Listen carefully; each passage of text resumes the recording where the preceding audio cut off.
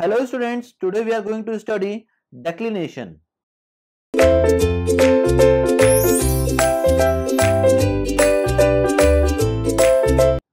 Now what do you mean by declination? The angular difference between magnetic meridian and true meridian at any place is known as declination. Now suppose that magnetic meridian will lie here and true meridian will lie here.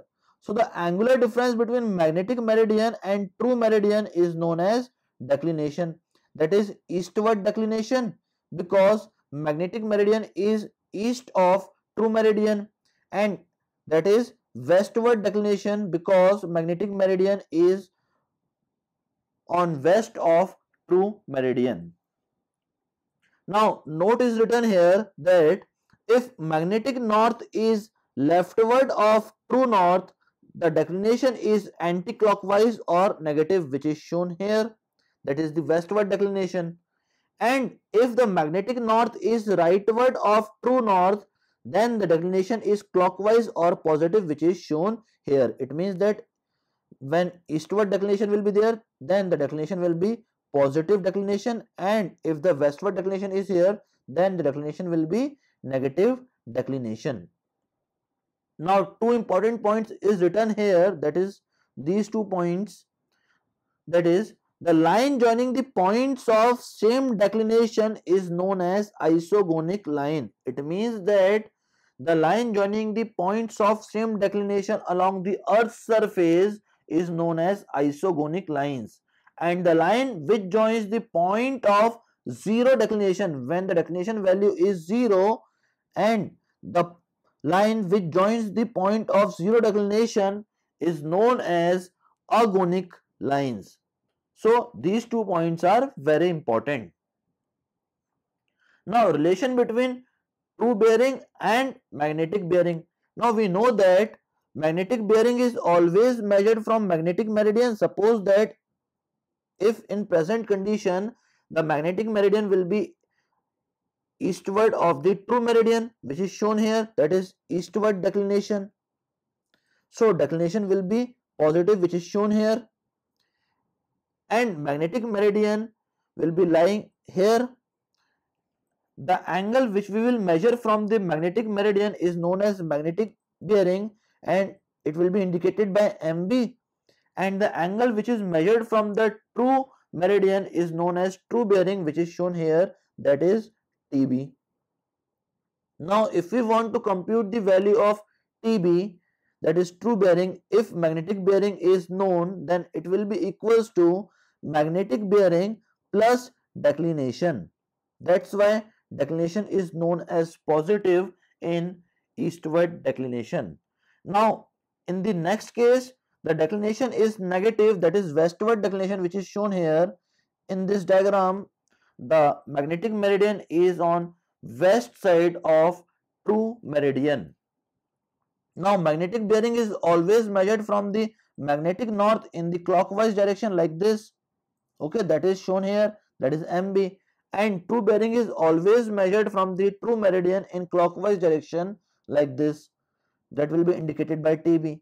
Now if we want to compute the value of true bearing from this diagram, if magnetic bearing is known, then it will be equals to magnetic bearing minus declination. That's why in westward declination the declination is negative, which is shown here.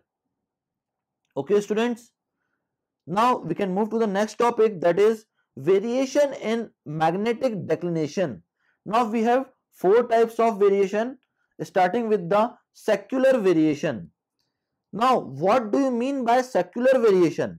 The magnetic needle behaves like a pendulum with respect to the true meridian.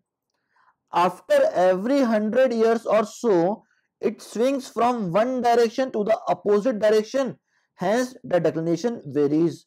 So this type of variation is known as secular variation. Now the variation in the declination after every 100 years is known as secular variation. Now what do you mean by annual variation? The magnetic declination varies due to rotation of the earth. with its axis inclined in an elliptical path around the sun during a year. Now this variation is known as annual variation, and the amount of variation is about 2 to 3 minutes. Now this type of variation, that is annual variation, is generally because of the rotation of earth, and it will take place in a year, and the amount of variation is about 2 to 3 minutes. That is known as annual variation.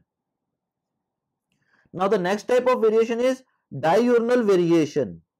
The magnetic declination varies due to the rotation of the earth on its own axis in 24 hours.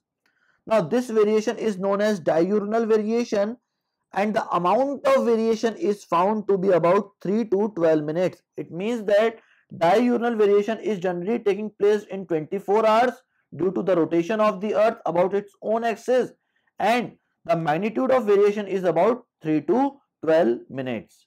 Now the next one is irregular variation. Now the magnetic declination is found to vary suddenly due to some natural causes such as earthquakes, volcanic eruptions, and so on. Now irregular variation is generally taking place due to the natural causes such as volcanic eruption, earthquakes, or any other disaster. Now this variation is known as irregular variation. That is all about the variation in magnetic declination. Now we can move to the dip of the magnetic needle. Now we already know that the declination is the angular difference between the true meridian and the magnetic meridian. Okay, that is known as declination. So if a needle is perfectly balanced before magnetization, it does not remain in the balanced position after it is magnetized. It means that when we had perfectly balanced the needle before magnetization, it does not remain in the balanced position after magnetization. This is due to the magnetic influence of the earth, because of the magnetic field of the earth. Now the needle is found slightly inclined like this. Okay students, towards the pole. This inclination of the needle with the horizontal, that is this inclination theta with the horizontal, is known as the dip of the magnetic needle. It means that the inclination with the horizontal, which is shown here, is known as the dip of the magnetic needle. That is all about the declination. Thank you very much, students.